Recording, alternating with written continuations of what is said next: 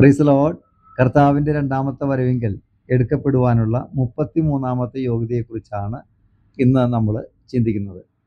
അതിനാധാരമായിട്ട് ലൂക്കോസ് സുവിശേഷം 21-ാം അധ്യായം അതിൻ്റെ 34 മുതലുള്ള വാക്യങ്ങൾ ഞാൻ വായിക്കുന്നു, 36 വരെ.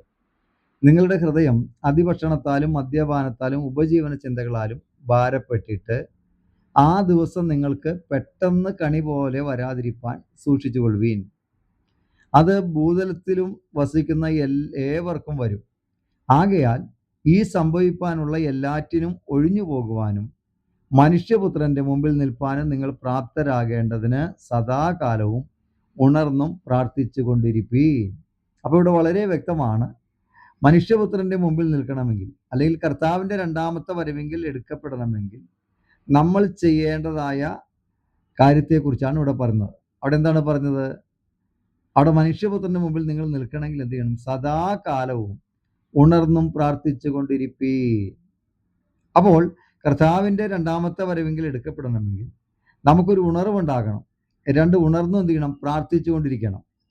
നമുക്കറിയാം, ഈ വെളിപ്പാട് പുസ്തകത്തില് അതിൻ്റെ 3-ാം അധ്യായം 1 മുതലുള്ള വാക്യങ്ങൾ സർദീസ് സഭയോട് ദൂത് പറയുമ്പോൾ അവിടെ ഇപ്രകാരമാണ് പറയുന്നത്: സർദീസിലെ സഭയുടെ ദൂതനെ എഴുതുക, ദൈവത്തിന്റെ 7 ആത്മാവും 7 നക്ഷത്രവും ഉള്ളവൻ അരുളി ചെയ്യുന്നത്, ഞാൻ നിന്റെ പ്രവൃത്തി അറിയുന്നു. ജീവനുള്ളവൻ എന്ന് നിനക്ക് പേര് ഉണ്ട്, എങ്കിലും നീ മരിച്ചവനാകുന്നു. അടുത്ത പറയാണ്, ഉണർന്നുകൊള്ളുക, ചാവാറായ ശേഷിപ്പുകളെ ശക്തീകരിക്കുക. ഞാൻ നിന്റെ പ്രവൃത്തി എൻ്റെ ദൈവത്തിന്റെ സന്നിധിയിൽ പൂർണ്ണതയുള്ളതായി കണ്ടില്ല.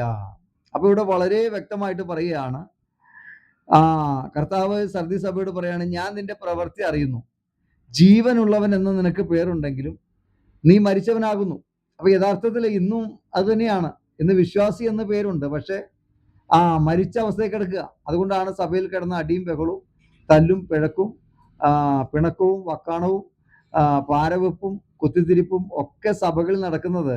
ജീവൻ എന്ന് ഉള്ളവനെന്ന് പേരുണ്ട്, വെള്ളഷർട്ടൊക്കെ ഉണ്ട്, വിശ്വാസി എന്ന് പേരുണ്ട്, പക്ഷെ മരിച്ച അവസ്ഥയിൽ കിടക്കുകയാണെന്നാണ് ദൈവം പറയുന്നത്. എന്നിട്ട് ദൈവം എന്താ പറഞ്ഞറിയാമോ? അങ്ങനെ ഇരിക്കാനല്ല പറഞ്ഞു, ഉണർന്നു കൊള്ളുക, ചാവാറായ ശേഷിപ്പുകൾ എന്ത് ചെയ്യണം?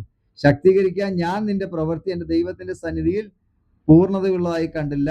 എന്നിട്ട് പറയുന്നു, 3-ാം വാക്യം പറയാണ്, ആകയാൽ നീ പ്രാപിക്കുകയും കേൾക്കുകയും ചെയ്തത് എങ്ങനെയെന്നോർത്ത് അത് കാത്തുകൊള്ളുകയും മാനസാന്തരപ്പെടുകയും ചെയ്യുക.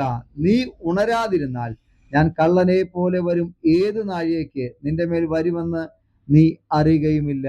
കർത്താവ് പറയാണ്, ഉണരാതിരുന്നാൽ ഞാൻ കള്ളനെ പോലെ വരും, ഏത് നാഴികയ്ക്ക് നിന്റെ മേൽ വരുമെന്ന് നീ അറിയുകയുമില്ല. അതുകൊണ്ട് മാനസാന്തരപ്പെട്ട് ഉണർന്നുകൊള്ളുവാൻ കർത്താവ് പറയുന്നു.